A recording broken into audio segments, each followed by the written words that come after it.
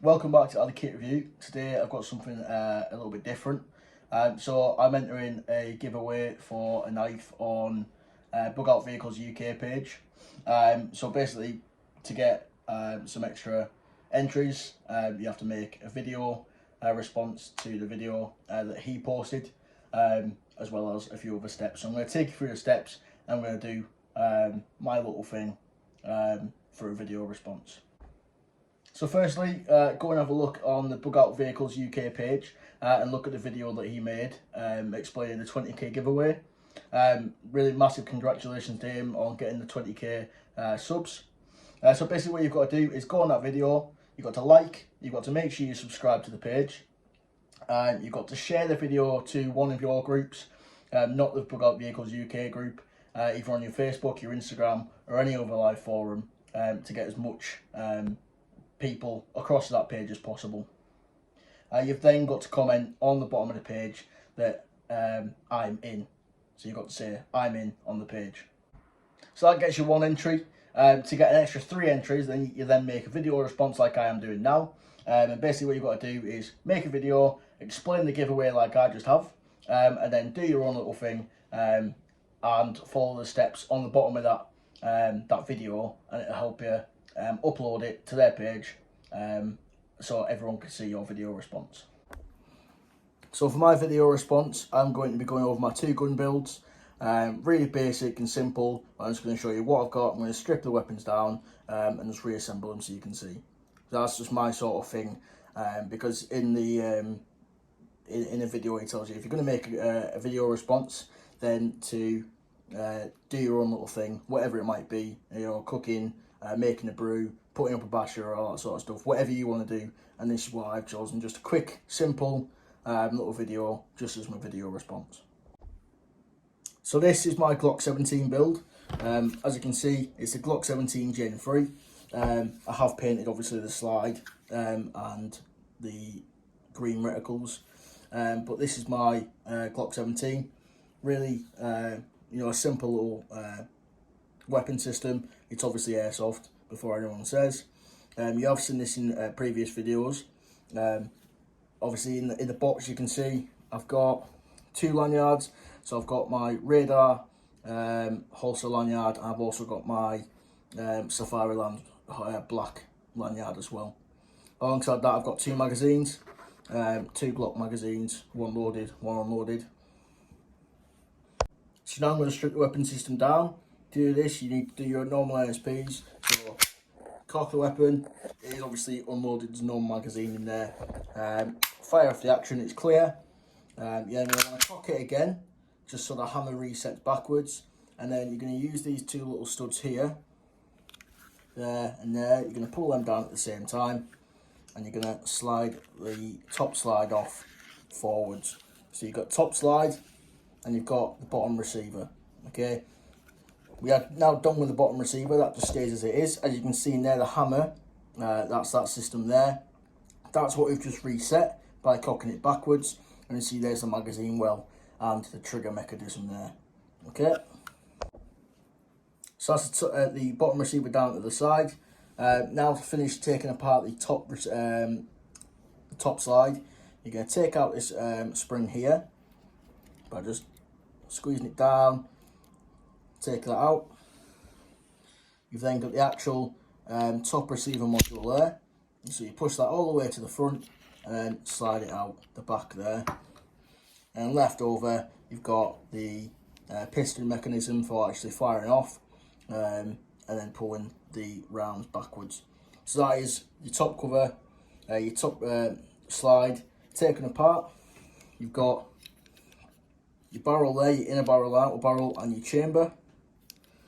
You then have the spring, the recoil spring mechanism, and then the bottom receiver. Okay, so the bottom receiver is plastic, a really tough polymer, and then the top is metal. Okay, it seems aluminium, steel, something like that. It's quite light, but quite durable as well.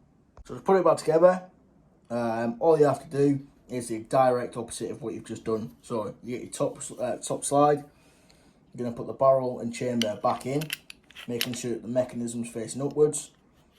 slide it forwards and then back so it latches on to this back piston. You're going to get your spring mechanism, and then it goes in, as you can see on this spring part here, it's like a horseshoe shape with a flat bit on the bottom, so that the flat bit with a little bit of a curve in it goes against the barrel at the front there, and as you can see it goes through the front lobe there. Push that back and just pull it back onto the actual mechanism there. Putting it back on the slide on the receiver, what you're going to do is just put it all the way to the front, line it up with those two slides there, and pull it all the way back so you can see it locked in there, and it's going to rack it back and let the action go forward. Okay, fire that off and then your weapon's back together, fully functioning, back together. I'm now moving on to my L115A3 build. Okay, so as you can see, slightly bigger case this time. This is the Accuracy International Arctic Warfare L115A3 airsoft version. Okay, so as you can see, I've got all the parts there. I custom built my own suppressor, but I'll go through everything as it is now. So this is a very long weapon system, so I'm not going to strip it all apart because that's a pain in the backside. What I am going to do is build it up with all the parts back on, because at the moment it's just the right size to fit in the box. If I have all the parts back on it, it's way too big. So what I'm going to do is just put all the parts back on so you can see what it's like fully configured, and I'll just take the parts back off and then show you how I'll pack it away. So this weapon system does have a safety switch that's there. Okay, so if it's on safe, okay, you cannot pull the bolt, you can't rack the bolt, cock the weapon. You take it off safe onto fire, you can cock it, okay, and that's the bolt there, ready to fire. Okay, the weapon is clear, it's got quite a lot of power in it. Okay, so I don't need to do anything with this. If I was going to take it apart, I'd have to take the bolt out and take obviously the cheek rest and all other sort of parts off. Okay, for storing it, I just keep the Harris bipod on. It's nice and easy, but I'll show you the difference between the type of bipods you can get for that in a second. So back on safe then, what I'm going to start with is my rifle scope. Okay, so this is quite a big rifle scope. I wanted it as close to the Smith & Bender as possible. Okay, so obviously you can see you've got a top Picatinny rail there. All you got to do is just make sure the rods are loosened off, so the screws are loosened, so you can actually fit it onto the weapon system. I'm going to put it on, clip over that side first. Let's bring you around the other side. Okay, and then obviously we've got the screws here, so make sure the screws are lined up. And when I screw that on, front and back, and that scope's not going anywhere. Okay, so this is my scope. It does have black, red and green reticle in there. It's fully adjustable. It's got a lot of high range on it. Okay, so you can zoom in quite a lot. So it goes to 24 and 150 yards. Okay, so this is a really high power, really good scope, but it was also quite cheap. Okay, that's the brand of it there, Pinty. Okay, I also added on an extra little Picatinny rail there, so if I get a sort of night sight for it, because I really struggled to try and find the actual parts that go on the Smith & Bender scope, because I wanted the night sight rail that goes over there. I also wanted the other sight rail that clips onto the side and hangs there, but I just couldn't find it anywhere. So my compromise was this little rail here. But it also does have a little spirit level, so I can see when my rifle is leveled up. As you can see at the moment, it is obviously quite long. That's what it looks like without the suppressor on. But it does have a fluted barrel on the outside, just like the real wood equivalent. Looking in there then, I do also have a kill flash on there. Okay, so a little mesh screen, as you can see there. So you can still sort of see the actual scope lens behind that, very slightly, but that's to kill off any flash and glint. Okay. So to fit the suppressor back on, I'm going to need my Allen keys. So I'll just find the right Allen key now.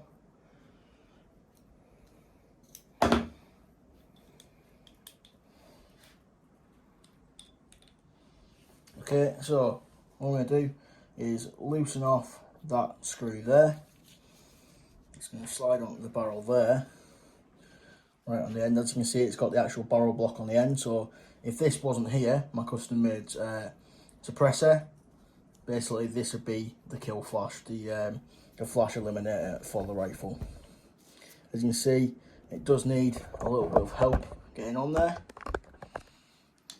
So just push that back and that's ready to screw on. So I want to make sure it's lined up with the actual barrel. I know that it pretty much is, which is absolutely fine by me. So now I'm just going to tighten this screw.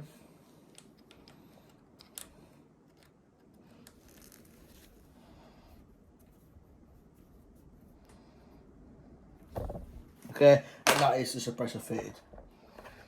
So to build the suppressor, I use a suppressor that I bought, okay, but it didn't quite fit properly. So I then rebuilt the suppressor inside.